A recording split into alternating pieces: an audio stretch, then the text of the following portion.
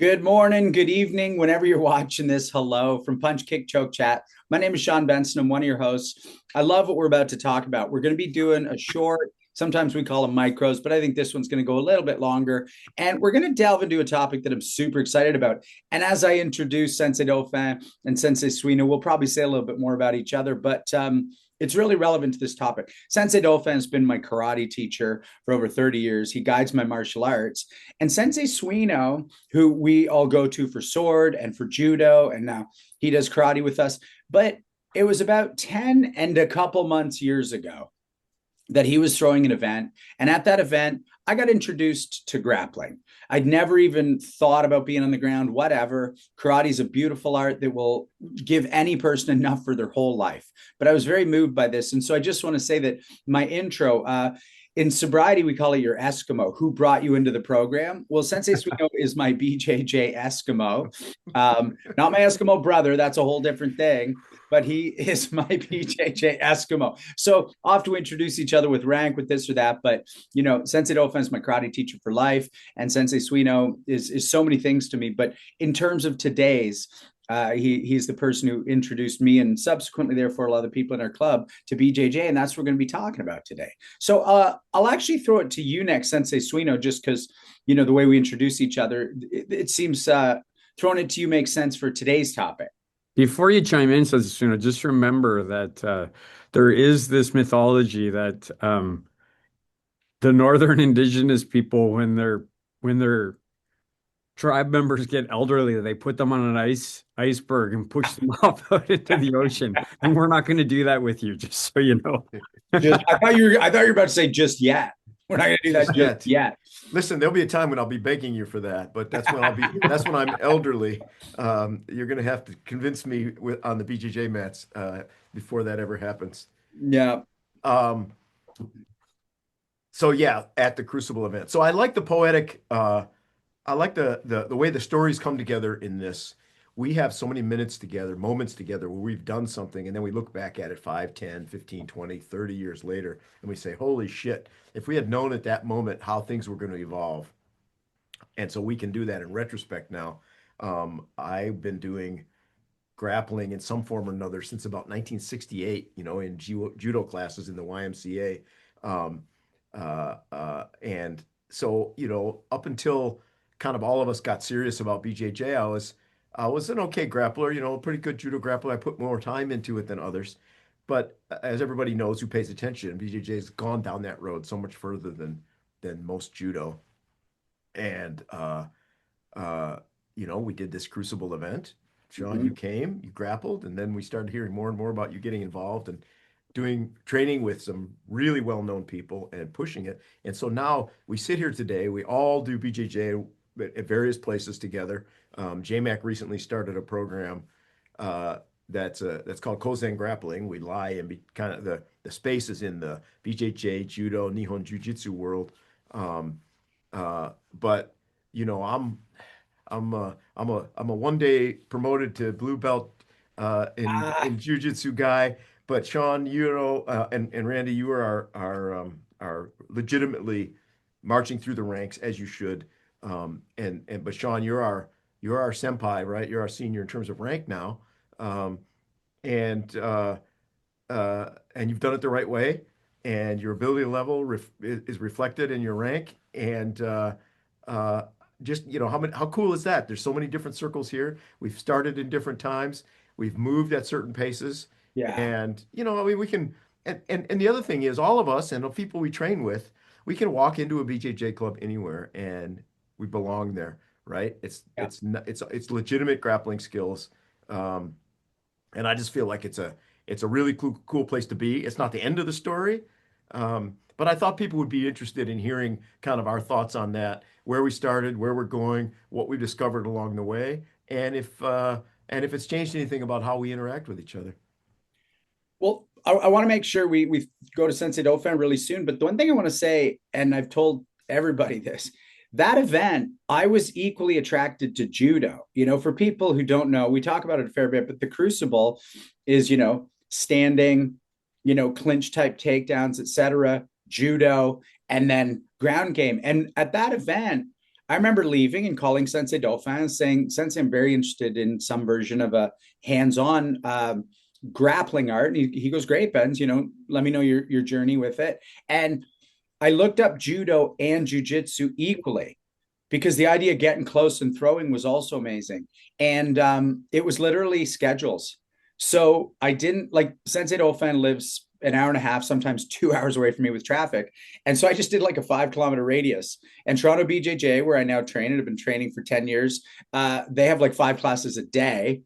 And the judo club was 2 nights a week. And it was the nights I taught karate. So if those schedules had been flipped, I'd be talking about judo right now because it's like an incredible sport. So I do feel lucky because, sorry, Sensei Suino, I think I now do prefer the BJJ, having done a bit of both. But yeah, it was definitely I just want to be able to get close so that I feel more comfortable punching and kicking at a close range or kneeing, arguably. Sensei Dauphin, we want to make sure you get in here and where do you go with any of this hello? I guess the thought I have is just the difference, Sean, for you, and then the difference for me, right? So when you wanted to do it, I wasn't interested at all. And I remember you pestered me for a number of years to join. Come check it out. Come check it out. And there was this in my mind, there was this, well, if I go do that, I'm going to be being disloyal to karate and to Sensei Legacy if I go do this other thing. And I never felt that in Iaido because Sensei Legacy brought me into Iaido, right? He said, I'm going to do Iaido and you're going to do Iaido too. And in the beginning, I always joked about it. And I said, I didn't like Iaido the first couple classes. And Sensei Legacy said, well, too bad, you're still going to do it. So I was following this directive from, and I think with you, when you came to me, I was like, yeah, man, go do it. Like, I think you should do it. Like, that would be great. And so on some level, I have some regrets that when you said to me, "Hey, you should check this out," like you were right. Like you knew I would like it. You knew me really well, and for some reason, I was just blockheaded about it back then. And how your journey in came through Sensei Suino and the Crucible. My journey in, I guess, kind of started at the Crucible. But it really was Robert Schlumsky, who we're not mentioning. He's not on this podcast today, but he's one of the creators of Punch Kick Choke Chat. And he's a person who came to me at a certain point, like you did, and said, Sensei, you do Iaido and you do karate, and Sensei Benson does BJJ and he does karate. I've been doing karate for a long time. I think I should do another martial art. And I said, I think you should too. Like, I think you should do another martial art. And then he asked me, well, what should I do? And I said, I don't know. I'm not going to tell you what martial art to go do. I said, talk to Sensei Suino, talk to Sean Benson, talk to your other contacts. Like, I think at that time he had been already training for like 26, 27 years. So he had lots of connections. And then he came back and said, okay, I think after he talked to everybody, I'm going to do BJJ. And I said, awesome. That makes sense to me. You'll have Sensei Benson to help you out. And then he said, well, Sensei Legacy, you did Iaido with him, so maybe you would do BJJ with me. So he kind of started to tug on my heartstrings in our relationship a little bit. And I remember which you never did, or I probably would have done that for you too, Benz. But I just remember saying to him, okay, well, I'm going to do it with you because you've asked me to, but you got to guide this. Like, I'm not picking the gym. I'm not doing any of that stuff. You pick the gym. And if I'm going to give it 6 months, and if I don't like it, I'm quitting. And then you're not. You have to keep going. I'm telling you now that you're not allowed to quit after 6 months. You got to keep going. And yeah, it just turned out that you were right, Benson. I just really loved it. I didn't love the first gym that I went to. Sure. But I still like the training there, right? I Yeah. still like the training there, and I like the people. I met couple of really cool dudes when I was there. And then when we kind of closed that gym, left that gym. I say left that gym because when we left, everybody left, and then I Right. don't know what they're doing now. But then we came to you, and it was kind of we had decided we were going to either go to Stratford or Cambridge, which are both Jiu-Jitsu for Life clubs. And you went to Professor Burrito, and he said, no, no, tell Randy and Robert to go to Cambridge. And so then at that point, we just started following your direction, Sean, and we just went to Cambridge. I haven't Not looked back since. Like really not look back. I want to ask you a question, Sensei Dauphin. I think this is an important conversation, and maybe I have it wrong, but I think it's a nuanced conversation, and anyone watching might get the benefit of the concept of growth with your teacher. Now, you always supported me doing this, but at the same time, I'm not sure at first you loved it. And I think, and maybe I'm wrong about that, that I was doing it, and I think you loved it for me, but am I wrong that you had some growth with a karate student going and doing a whole brand new thing? Because I feel like I remember you bringing that up. And I think that's really important because we've grown so beautifully together by me having taken a bit of my own path.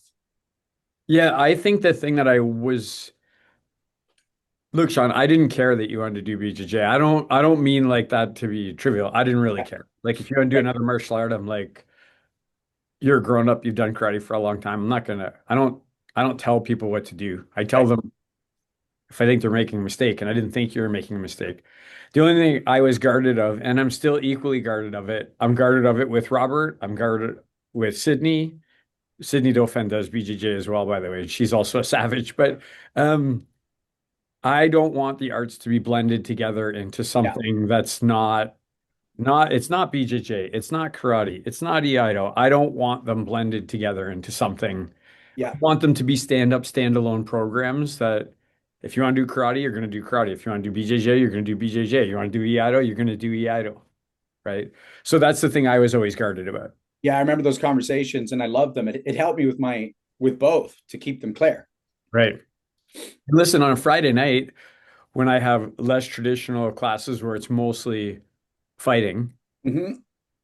I don't care if you come down and you and Robert want to go off to the side and roll instead of doing stand up. Like to me, Yep. that's all just fighting, and that's where it can actually mix together.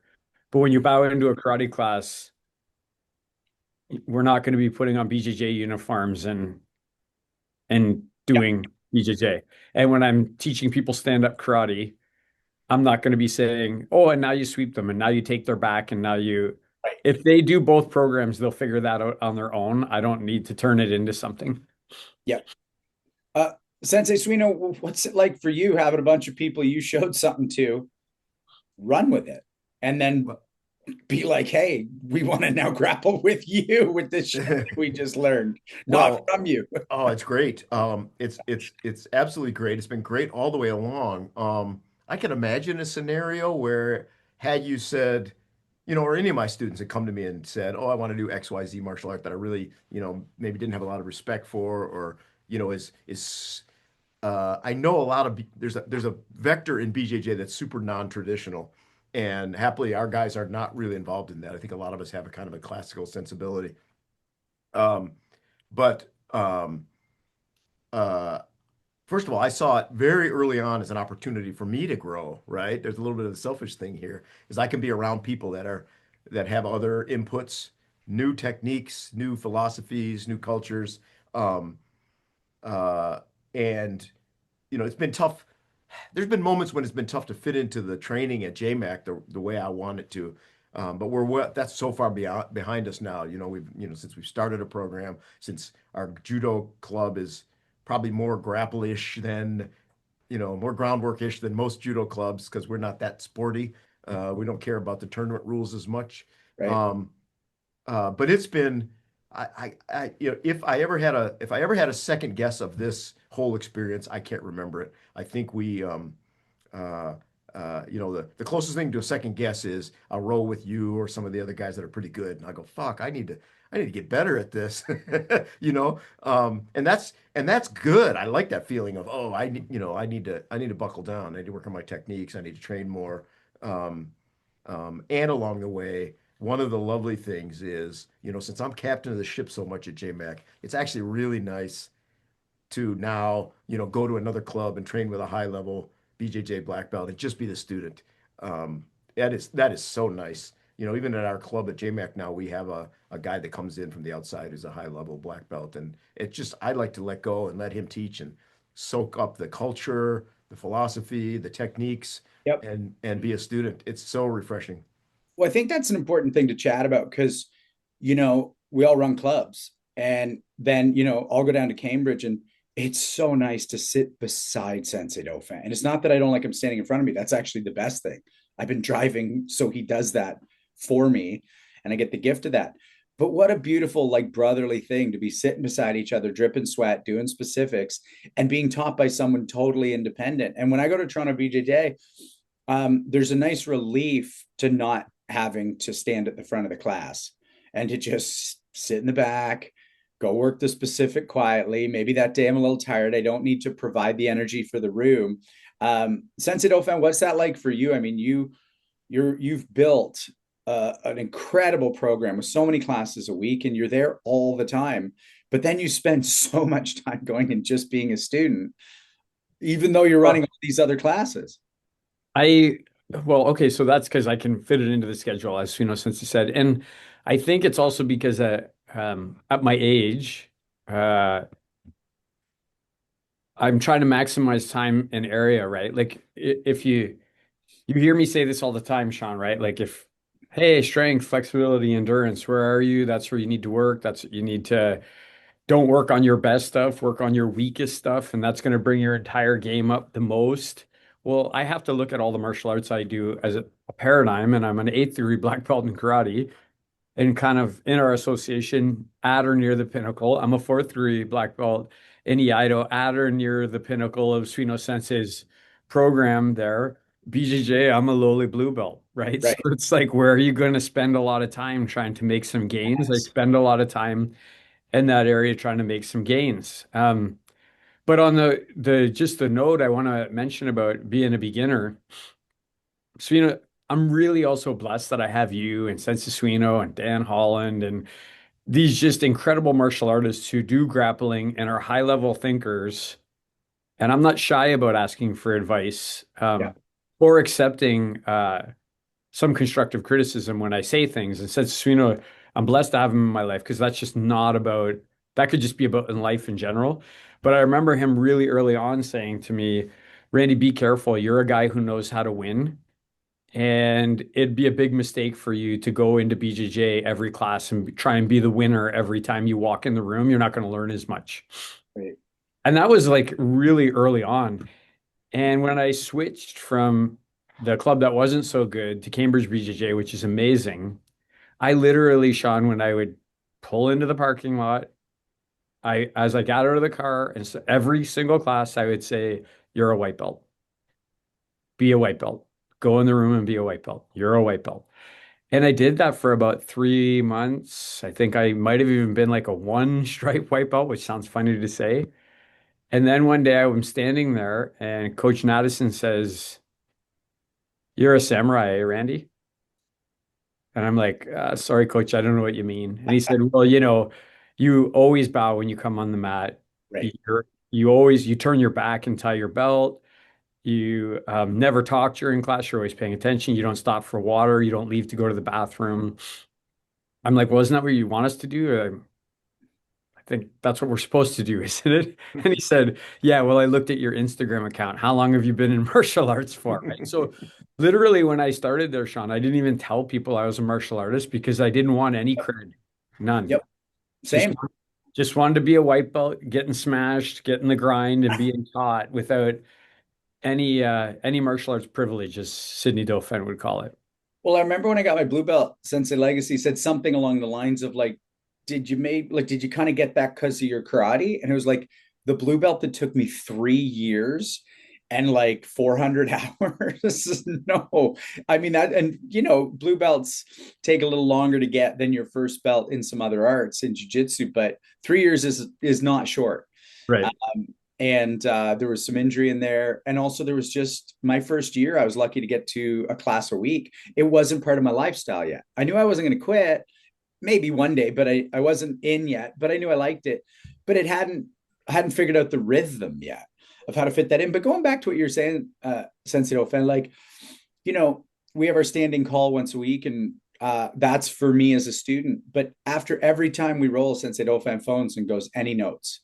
Like, that's my teacher who phones me after every time we train and says, any notes, and wants them and takes them. And, I think obviously we've been together and friends and brothers for so long, and I will never not be your student. So there's an ease to that establishment, but there's also a humility on your part. Like, I'm not sure everybody knows how to ask their student in a shifted environment for notes. Well, you're better than me at it. Suino Sensei's done that with me with karate too. Like we've done that in karate. I remember once, I think one of the first times we ever actually really fought Sensei Suino, and I could sense you starting to get a little bit frustrated, and I kind of smiled, and you're like, "What are you laughing at? What's going on?" And I said, "Sensei, you're not going to beat me here. Like this isn't like you'll destroy me in Aido. You're gonna like crush me into the ground in grappling, but you're not gonna." And then you just kind of laughed, and you were like, "Good," and just started taking pointers, and we had a much better fight. You said, "I'm used to being the guy who like Right. crushes everybody in this room." That's yeah, hilarious, honestly. Just like, when I told you you shouldn't try to win all the time. There's so many Tetris blocks falling into place as we talk about this. So much of the Japanese mythology is, Ueshiba walked into the room with Kano, Professor Kano, and they talked for a minute, and the legend for those guys are these high level guys is somebody's accomplished something really great in martial arts. When they walk into the room with somebody for the first time, the other one is like, "Oh, you're not a white belt, right?" And that's when Edison said, "Oh, Randy, you're a samurai." That's my Hoist Gracie story, right? At the Hoist Gracie seminar, I'm rolling with some guy, and Hoist comes over and leans down, whispers in my ear, "How long have you been doing martial arts?" I'm like, 48 years or whatever it was, right? Oh shit. So, you can't, right? Once the martial arts is in you, you can't hide it anymore. And I just think it's those echoes, those legends that we read about from hundreds of years ago in the Japanese samurai era to today. They're real, and this is how they happen. Another building block. You talk about, being a beginner and how you just said, "I'm a white belt before I go into the dojo." My last 3 months has been all about observing in karate. When we do stand up, when we do fighting in karate, I just decided about 3 months ago, I'm just going to keep my mind and my brain open. Kind of like what Hanchi Legacy says, right? Your eyes are picking it up. Don't try so hard to look for it. Yeah. And I was just talking, Sean, to Randy about that this morning. Even if I can't get it, I'm seeing it, right? I'm seeing the openings now. And last night, inspiring one of our guys, I just had this reverse punch go in, and it was like it was done by something other than me, but it was because I was in that observation mode, right? So that's so skilled. And I'll give you one more Tetris before I go. Is that in my advanced grappling classes lately? At the end, we circle up and I ask people that, not exactly any notes, right? But what'd you learn? What did you see? And so we do it as a group, and there might be 12 or 14 of us in there, and we're all saying something, but I get soaked up, "Oh, so and so tried this. Oh, they had this attitude. Oh, they were trying to be light and they learned this." It's a fire hose. It's a fire hose of information. Really cool shit. Um, this is just a random BJJ thought. For me as a brown belt, there have been three pivotal moments, pretty much only, and it kind of goes to what you're talking about seeing it or not seeing it. Is I'm going to say until late blue belt, maybe early purple belt, it was all the same thing, which is just gathering information. Like anybody who grapples, and if you don't, you can go upside down. You can grab an ankle. You can grab a neck. You can go for the back. You can go from the front. You can literally sit down and have someone try and beat you. And then there's almost an infinite number of permutations. Whereas with striking, let's say you say waist up to the face, there's this box, and it's not like there's not still an infinite number, but I think y'all know what I'm saying is that it's a more, you got to get in here, do your work, get out. And my point with that is it took me probably 6 years before I was like, okay, I feel like I have a relatively big picture, but I'm getting beat, or I'm even getting a guy without really knowing why. Then the next phase, which was purple, which I really loved, into early brown, which was I'm now seeing what I'm trying to do and seeing what they're doing, even though I'm losing most of the time. And then there was a phase, and I talked to you about this a couple of months ago, Sensei Dauphin, where I've just been training in enough different environments where I'm like, oh, now I'm able to not just do some stuff, but create the picture for the other guy. In other words, have a game where it's like, this is where we're going. not with the top guys, but those have been like, and that's a relatively few chunks in a 10-year journey. But my God, they're deep as opposed to broad because of the 10 years. And then the other question I wanted to throw out, and I know my answer on it, but compared to a percussive striking art, BJJ travels really well. Like I've trained around the world in different clubs, and night one, you're just fully grappling with guys you don't know until submission. Why does it travel better than a striking art? Sensei Dauphin? Yeah, I don't know. I have a hard time. I'm not sure I agree, so that's why I don't know. Okay. That could just be because of me, right? Because I've moved around like and done karate in so many places, and even cold, like just going into a building saying, "Hey, I'm here, right? Like, can I train with you guys?" And I've actually never found it to be like, "No, you can't," right? And I've actually, Sparring? yeah, even free sparring. Like, I mean, Sensei Copeland's dojo, he didn't know me from Adam, right? Like, I mean, I was sent there by Sensei Legacy, and he kind of knew me. But yeah, it was fine once we started sparring. He was fine. Like, I mean, I even clocked him once really hard, and he just kind of laughed at me and said, "You know what's going to happen now, right?" And I was like, inside, I'm like, "Yeah, I know what's going to happen now," because I'd had karate masters say that to me before, right? So, um, I think it doesn't travel. I think any martial art won't travel well if you don't know it well and you're afraid to go Right. take it to other places. That's just my opinion. I'm not saying I'm right, just my opinion. Um, but I don't know. There's definitely like, I think BJJ, and it probably would be good for Sensei Suino to speak to this, but I really think that this phenomenon in BJJ exists and has existed for a long, long time in judo. It's just regularly known that if you're a judoka and you show up at somebody's dojo and say, "Hey, I'm from such and such." Like when I was reading karate stuff, I would always read about the judo people bouncing around and going to different dojos and training with different people, and even sometimes having different, oh, this was my sensei in this dojo and this was the sensei that I trained with in this dojo, and so I think, as a lot of things, BJJ might have borrowed that from another martial art. Yeah, I think that's always kind of been true is that judo's been a universal art and you can go train other places.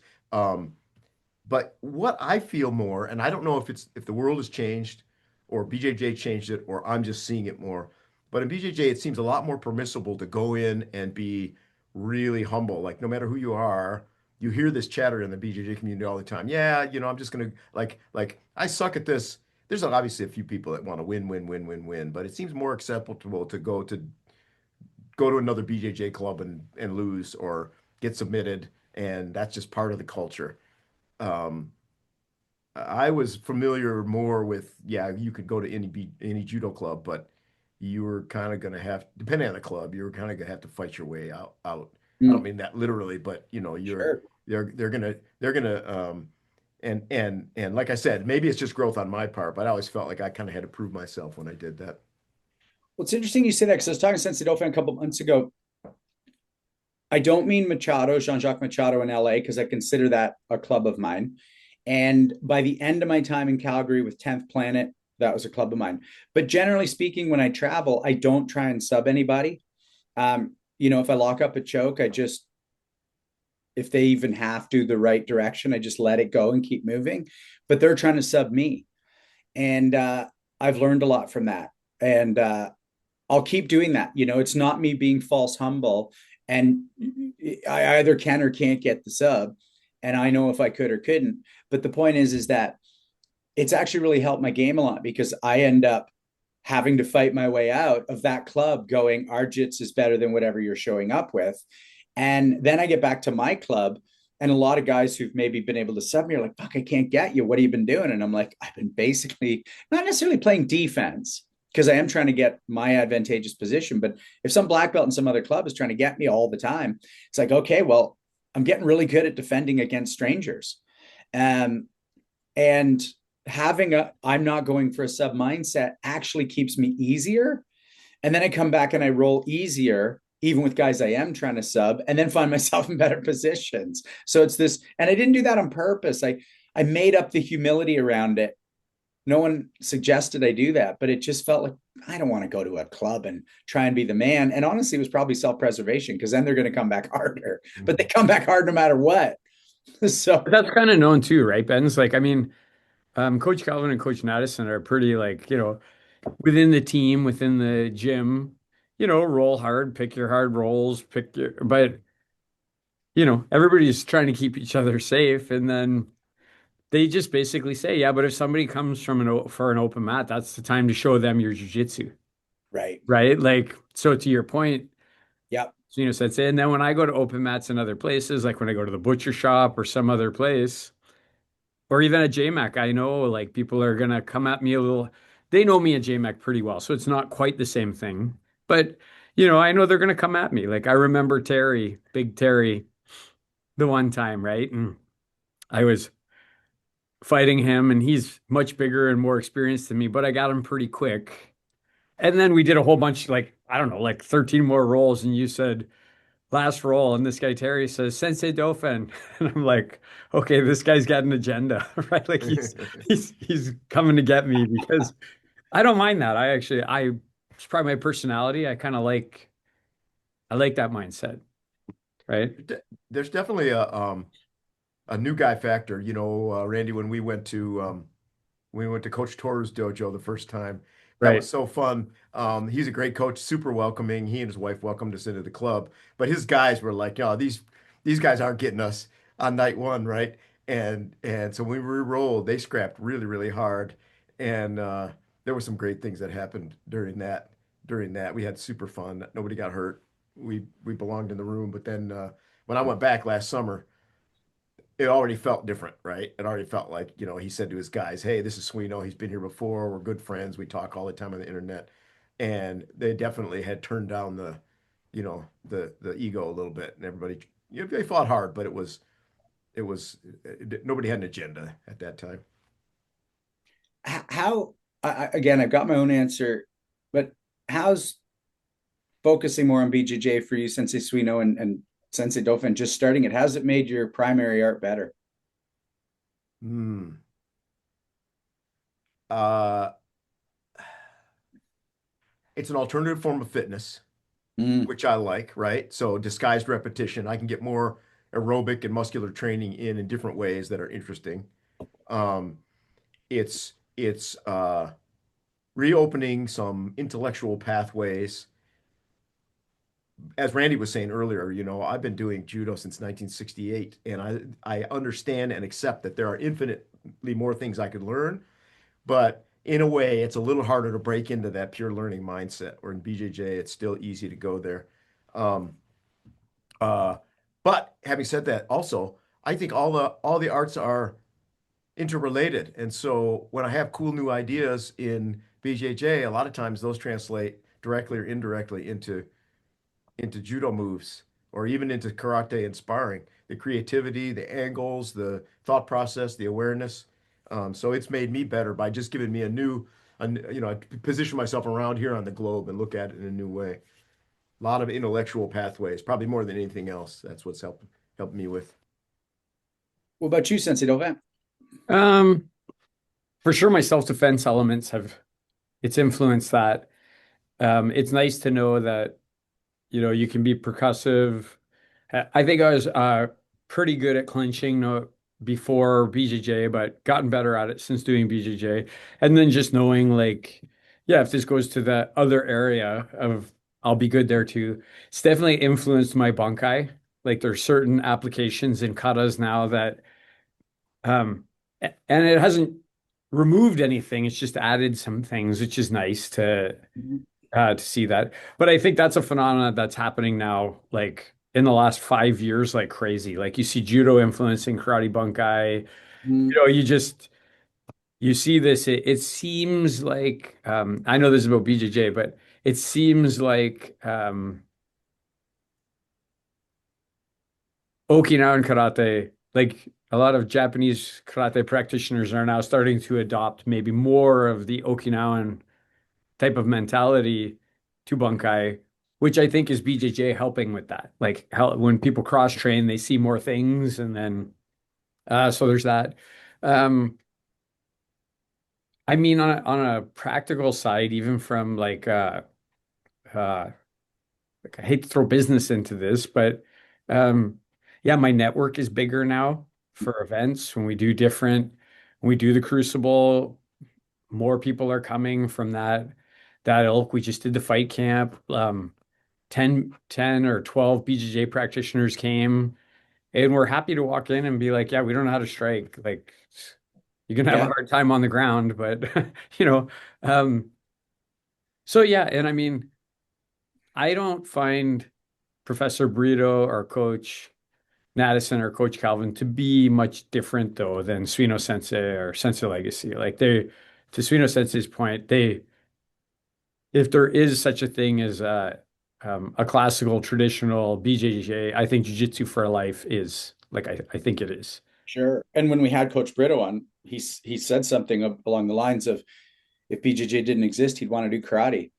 And he said, I'm not just glazing you guys. It's just, he said, and I liked that he said this because I feel it's true for both, that BJJ could use a bit of what karate has, at least as he perceives it through us and the other people he's met in his childhood, which is there's a similar approach or mindset. The approach is different for sure, but that sort of classical, but also it has to work. I think that's, to me, like when you talk about that Okinawan karate, that all those applications have to work, or else they're just vague. I'd say the big thing for me is kinesthetic. Having to, like, the reason I just started feeling better about 6 months ago was moves that big where my hip would just shift that much, and all of a sudden I'm not getting swept. Or I would shift this much and I would get the sweep. And it was with an ease as opposed to an insistence. And then that kinesthetic awareness of distance, including starting standing, uh, it's really helped my stand-up sparring. Like, my critical distance is different, and it's an unconscious, it's conscious during drilling, but it's unconscious just through thousands of hours of somebody trying to get the better of your balance, your weight, and even again on entry to get those grips. It's that unconscious kinesthetic. I love it, and that is what I kind of joined for, was to be more comfortable in closer. And even when I work with a boxing buddy of mine and we just box, whenever we clinch up, he's always like, he backs out of the clinch as fast as possible because he's like, even though we're not doing throws or takedowns, he goes, I would not want to be there with you. And that's a nice thing to know too, that, okay, well, if the boxer's got to back out of where he could uppercut or do things that I'm less familiar with, yay.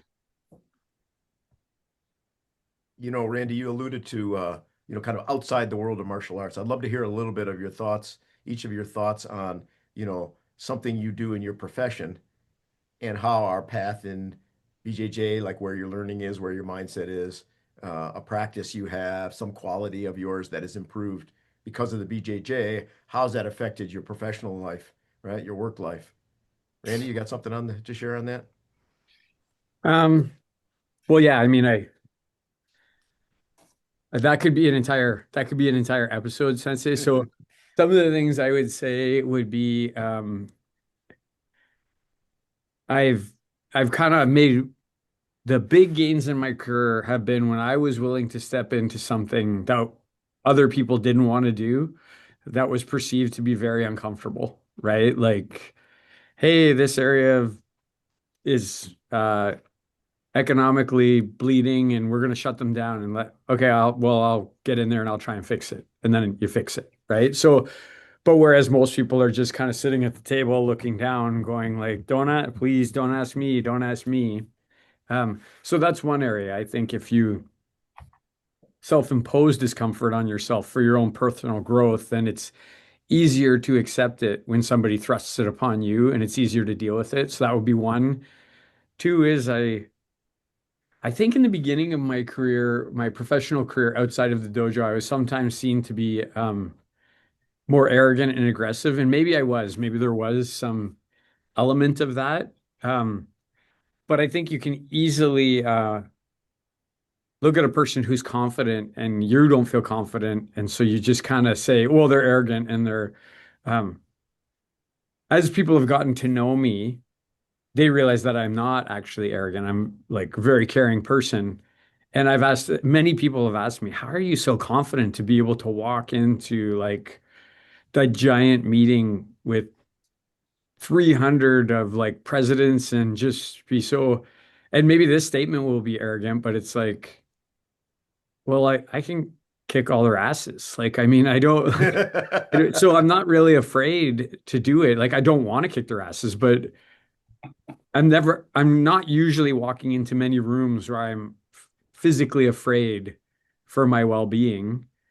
And so then that just allows you to have a certain ease and confidence about you sometimes that other people don't have.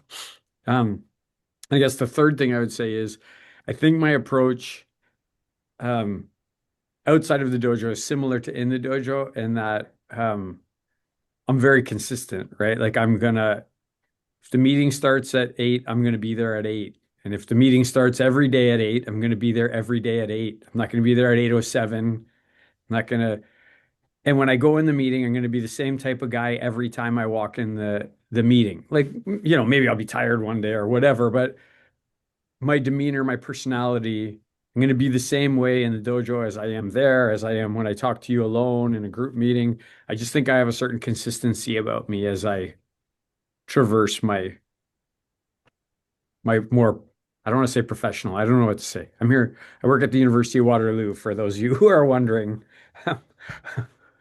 what my profession outside of the dojo is. Love that. Love that answer. Sean, what about you? Specifically the BJJ path, I guess. Yeah. How's that affected your professional life? I mean, it's really helped. I've always been okay with the thing I'm about to say, but mine is a career of losing. Um, in years where I've made enough money to buy a house, I still booked 1 out of 30 jobs I wanted. It's just go, don't get it, go, don't get it. And not unlike a good role in BJJ where you tap, someone might say, you did great today, and they mean it. And there's times you audition and they're like, we loved him. We can't wait to find something for him. It's just not a match on this gig. And it's hard. It's hard. And so in some ways, to consciously choose a sport and martial art in which, going to the beast class, I'm going to tap out 80% of the time, and then 10% I'm going to get control, and then the other 10 I'm going to be the guy who taps. That's a similar percentage. And so having a conscious drive and then watching the growth, you know, um, just being like, oh yeah, I'm really getting better at this because of losing. And it's the same with my career, and some days, like even today, I didn't want to do these auditions today. It's people I've auditioned for before, it's parts I want. It's frustrating to be like, great, another one into the pile. But it is another one into the pile. It's another drop of water into the bucket that becomes the full pail of water. And so having a parallel that is fun, that when I say I can have control over it, like I can just go train today. And um, win or lose, the experience is as fun. And what I've been able to do then is go back to my auditions, let's say, again, today a little tired, today a little like, uh, but generally speaking, and be like, the audition's no different than being on set. You're acting, you're doing your thing. So don't worry about win or lose, just do the role. And so it's helped me just have a more relaxed approach to a thing that has a parallel in terms of how many losses actually does equal a really good growth in life and career. And so, yeah, it's just constant surrender. And Rogan talks about it, right? Like, I don't know if I'm the most humble guy around, but it improves. And it's like, no matter how good I think I am at anything, there's just someone better in the club today. Mhm. Like, it's not even out there. I'm not the guy at Toronto BJJ. And so I'm going to go and I'm going to lose and I'm going to win the odd round. And that's good. And then when I think about my career, it's like, you're going to lose, you're going to win the odd round, and it's working out really good. So, Love that. yeah. Love How that. about you, since I've always said you're a guy who does everything with excellence, and I've seen you in lots of different areas of your life. Answer your own question for us. I'd love to hear your Yeah. answer. Well, interestingly, it brings things together that both of you said. Ultimately, I feel like the one of the key qualities that I've developed in martial arts in general, and that I see often in BJJ is patience. But by that I mean kind of like what Sean said. I'm willing to go do it and do it and do it and do it. And sometimes it does require courage. You know, Randy, when the first time you went to the Kodokan with me, right? You saw a few of me and a few of my guys standing at the edge of the mat, right? And it takes courage to step on the mat where there's 300 strangers at the Mecca of judo and go, I'm about to fight one of these guys, right? But if you say, oh well, I might get thrown, right? Or in BJJ, I might get tapped, but I'm going to be doing this for the rest of my life. This courage, right? Like Sean said, this is just another part of the journey. And all of a sudden the courage changes. Courage becomes patience. Patience becomes commitment. I'm not going to quit, so let me go do this, right? That doesn't mean you throw your judgment out the window, right? Oh, this guy's freaking crazy. I'm not gonna go with him. But uh, just being every week that passes, I get happier and happier about this journey. I just love it, and and I love it more the longer I go, the better I get, the more what do you call it? Enlightened moments I have, and so so yeah, I'm just everything you guys said to me. It kind of apexes into just being really really happy that I'm still doing martial arts since 1968, and I hope I can do it as close to the last day of my life, which will be 65. I can't do the math. 70, 80, 85 years from now. Um, I'll be really crippled You're and fucked up by then, but that's the plan. you're The closing second in on time, 60 years, Sensei Suino. You're closing in on 60 years of training, which wow. Sensei Legacy would say you're not a quitter times two. Double not a Double quitter. non-quitter. Well, we're gonna have a party, and it'll probably involve training and no alcohol in in 2028. Yeah, Got you're your the champ second champ. You're the degree. champ of not Champ, quitting. champ. Yeah, Exactly. you got Exactly. your Are you a second winner? degree not quitter belt. Right? Are you a winner? No, but I haven't lost twice. Okay, so we're really bumping up against our time, but I know Randy, you wanted to talk a little bit about some of the folks that we've met or trained with along the way. Yeah, I mean, all three of us have trained with some big names, like the people, you know, um, names with Machado and Gracie, and like so might be good to just chat about that. I'll start with you, Sean. Like, tell us some of the big names you've trained with, and then let me know how you think it when you train with them and you come back to your home gym, like what's groundbreaking and what's not. Oh, I love that question. I mean, look in Calgary, there's the 10th Planet. Guy named Corey Guitard runs it. He's got a teacher named Gato. Those guys are phenomenal. So I was out there season 2, and I was like, I want to check out 10th Planet. I want to get more comfortable with the leg lock game. And I don't have to be an expert at it. I just have to be comfortable enough. And the way I think about it is, when I'm a white belt and someone gets me in an arm bar, one of two things is going to happen. I don't understand they've got me and I hurt my elbow or shoulder, or too quickly I go, and I tap before they've got the arm bar. And the second one is what was really important about training on the 10th Planet, because I started to learn when someone did or didn't have me.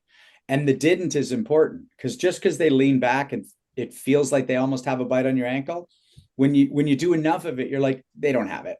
And then you can chill, get your pass or attack their ankle or whatever. So I didn't train out there enough to get great at that game, but I got enough experience to go, I know where the threat is or isn't. And that really changed my game when I got home.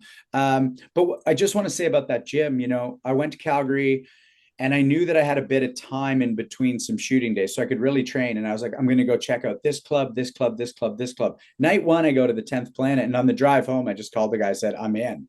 I felt it was an exceptional place. And I didn't want to waste time being the new guy in 5 other clubs. And then the next weekend, there was a tournament for all Alberta, and they won gold in everything, including gi. And, it was just one of those things where I was pleased to be there, but I was also pleased that my gut knew what good was. So I'm a massive fan of that club. I consider myself close with those guys, even though we didn't spend a lot of time on the mats together. about 6 or 8 weeks cumulative, which isn't a ton, but it is a ton when you're dripping sweat on each other. I was in London, England, bopping around. I don't know the name of the club. I was there a couple years ago for a film premiere, and I just saw a club, and I was like, "Can I come here tomorrow?" They're like, "Yeah, great club." Just trained in Paris recently, but the big one is Jean-Jacques Machado. I just got my blue belt. I torn my MCL. Go down to LA, and I was there for just shy of 8 months, and where my buddy was staying, I Googled location because LA can be tough to get around. I didn't know who Machado was. And then I did a deep dive and I was like, oh. So I go there expecting, I know he does the seminars around the world to meet like his students or whatever. And he just taught every day. Unless he was being flown to Australia, he just taught every day. And the thing about him is it's the easiest jujitsu I've ever felt. It's laughable how little effort that man, like, and he's a Hickson guy in that sense, and he's a Gracie cousin. Like he's been doing it his whole life, but I've never seen somebody where you feel like this, and then all of a sudden you're swept. All of a sudden you're choked, and you don't even know what's coming on. It's the definition of invisible jujitsu. And what I will say about that club is they don't give up something they get. So if you're knee shielding and they're in the top and then they turn the corner on your bottom knee, they just kind of got that knee now. And then when they get past your knee shield, you're now in flattened half guard until they progress. Absolute experts at owning, not giving up, including when they get you in guard. The shoulder bite they do is just good luck. And then the only thing I'll say is when I was there as a brand new blue belt, I remember messaging Nacho, Nathan Rector at our club and going, I didn't feel like I deserved my blue belt, but I am a blue belt. So even at Machado with a torn MCL, I was at the right rank. And that says so much about Toronto BJJ. And when I go there, I'm absolutely where I should be. I did lock up one of their black belts for the first time on my last trip there as a brown belt. And so there's no magic. And the last thing I'll say is what Toronto BJJ, I would argue, is better at is stand up going into takedowns, but because their club's quite small relative to the number of students. So they start kneeling 90% of the time, but also leg entries, like getting into a single X, getting into an X. You can confound them, but if they pass it, good luck. The last thing I'll say, I don't want to take too much time, but every club has their game based on their teacher's game.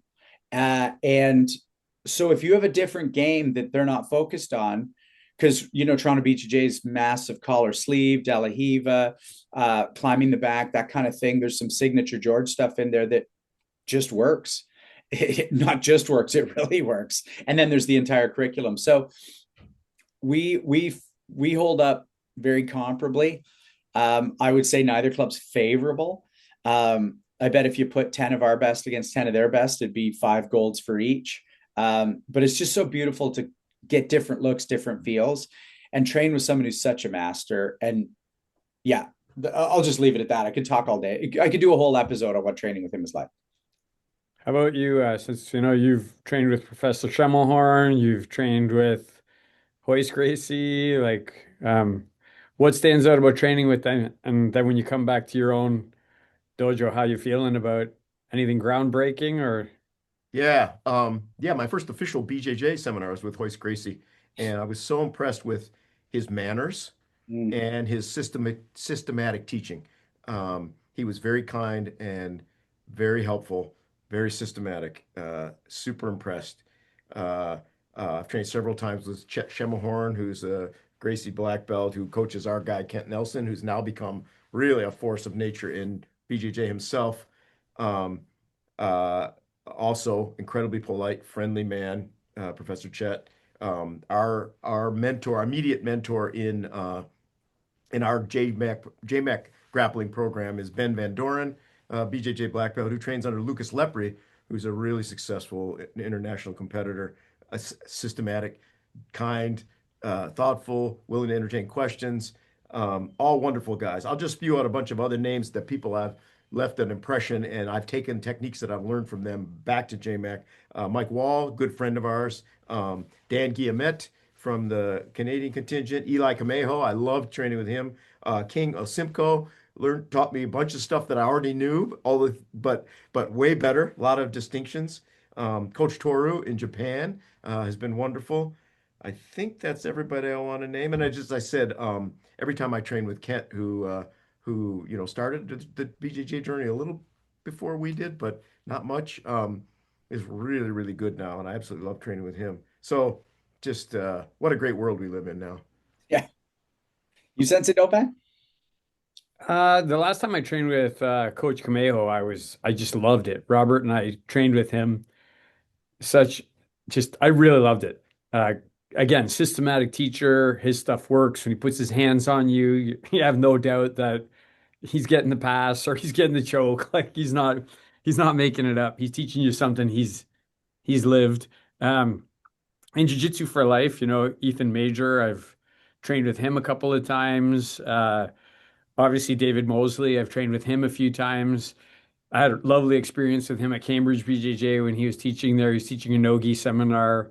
And you had always encouraged me, Sean, to try and train with him if I could, because you said our games are kind of similar. But that was my first experience of like we had done all the things. Then I did a couple of rounds with different people. And then I don't know, as I was sitting there, I just looked over at him and he was just staring right at me. And I just went, and he was like, yeah, so then, he just destroyed me. Like it was It's ridiculous. insane. It's But insane how good he is. It's weird. after he was just so nice, I'm like, Coach, any yeah, better just try and make better connections with people, make sure you have connections. Chris Hardecki, Mike Wall, love that guy. If you ever want to do realistic BJJ, go train with Mike Wall. Because he's like, no, like you get the cross face, you grind their face into the concrete with your shoulder as hard as you possibly can. You make them suffer. When you go knee on belly, you pull up, you put all the weight down on that you possibly can. Like he's for such an intelligent, extreme genius person, he wants his BJJ to work in a real world way, not just in a sport way. Um, but the one that for me, like, is Hoyler Gracie. Like Coach Brito had Hoyler in, and again, we're talking about being polite. Sydney and I walked in there, and I don't like being late, so we were very early. We were like about, you know, especially in Brazilian world, we were like 40 minutes before the class was going to start. Um, and we walked in and signed our stuff, and then to go to the change room, Coach Brito and Professor Gracie, they're just off to the side, a couple of the black belts. And when we bowed to step on the mat, Professor Gracie excused himself from the crowd, got up, walked over, thanked us for coming to his seminar, introduced himself, asked who we were, said he was very grateful for us to come. And I just thought, wow, like this guy, like he could just stay over there in his little knot and nobody would. And that wasn't just with us. He was like that with everybody who came in, moved around the room, very polite and nice to everyone. Um, and what I would say about all of that is, while all of that's wonderful, um, Professor Brito is as good as anybody I've ever seen ever when I've been on the floor with him, or better, like as good or better. Um, and it just trickles down into all the Jiu-Jitsu for Life clubs. I'm really proud of where we are. Like when I go to Cambridge BJJ, my coaches are good. The brown belts there are good. Like the purple belts there are good. Mm-hmm. And to your point, Sean, about I feel like I am a blue belt. Like when I go Yeah. to the places, I feel like I am. And I'll circle back to that story I said where Terry, I remember when the buzzer went, he just, I was underneath him and he just patted me on the chest and he said, Sensei, you're definitely not an attendance blue belt. Great. And I was like, Yee! Yeah, yeah. Just to put a button on that, it's so funny you said that, because right when you said that, I was like, I did want to chip in because, when we talk about Nate Dos Santos, when we talk about Mosley, when we talk about Mike Sheehan, we talk about Madison, that's all George Brito. Like Right. and I've rolled with that guy a lot. I've been so blessed. There was one time where he tore his bicep training for an MMA fight, and then he just tucked that hand in his belt and rolled with everybody and beat everybody. And you're just like, yeah. And he puts into practice everything he says. And I mean, to be that good, but also to train that many good people, right? Because I remember with Hanshi Legacy when I joined karate, I was bright enough to go, well, he didn't train himself. So he's not necessarily great because of his teaching. And then I looked at the black belts, and it was just a row in 1993 of incredible black belts. I went, okay, so he trained all of them. I'd be one of them. So as good as George Brito is, it's also the quality of the people he turns out. And we're just, what a fucking organization to be a part of. Awesome Great. talk, guys. We are at time. Indeed. Any Thank you final so much. thoughts for Around the Horn? Any final thoughts, Sensei Suino? Uh, uh, I would want to do another one of these at some point where we just have a list of the people and go back and dig into a little bit, maybe talk about what they taught, specific technique they taught us or something. Be awesome. Yeah. I love chatting about this. I wouldn't mind doing another one where we chat about like real technical stuff, like get into like specific moves and concepts, because like I said, I could chat for half hour about just Machado, and like I I don't even want to start with the ideas because I'd just go on. But yeah, there's no end to chatting about this. I mean, this is the coffee table chat, and so I look forward to just keeping going with maybe this thread for our shorts. My final thought is I just want to thank both of you for helping me as an older grappling practitioner, stay safe, learn better, do more. Um, Sean, you're always helping me all the time. Suda Sensei, I've gotten so much great technical advice from you, both verbally and rolling with you, like just helping me so much. And I also really appreciate when I go to JMAC and it's a judo night and you're like, yeah, we're just doing all ground stuff tonight because Randy's here. And like I'm just so lucky to be in the position that I'm in. And I'm lucky with the coaches that I have too. I'm really like Madison was standing at my island this morning, drinking a cup of coffee, chatting with me and Sydney, and I really feel an affinity to Madison and Calvin the same way I do to you, Suino Sensei, and the same way I do to Sensei Legacy. So I guess I'm going to end it by just saying I'm super blessed to be on this BJJ journey with all of these amazing human beings. Yeah. Awesome. Gentlemen. Thank the crew, Sean. So Thank much. the crew before we. Oh, yes. Okay. So I would like to thank Robert Schlumsky. Oh, fuck. Give me 1 second, everybody. I got this in my favorites. We're going to find it. Thanks for the reminder, Sensei Dauphin. I No would have problem. forgot on this. Robert Schlumsky, Justin Shea, Andrei Sadashev, Josh Kitchens, Cristiano Landolt, Trita Gugliani, Stavros Stavroulis, and Sensei Suino. Madison Elizabeth Schroeder. Woo! Thanks. We don't Thank have you, to go guys. without that. Good night, everybody. Thanks, gents.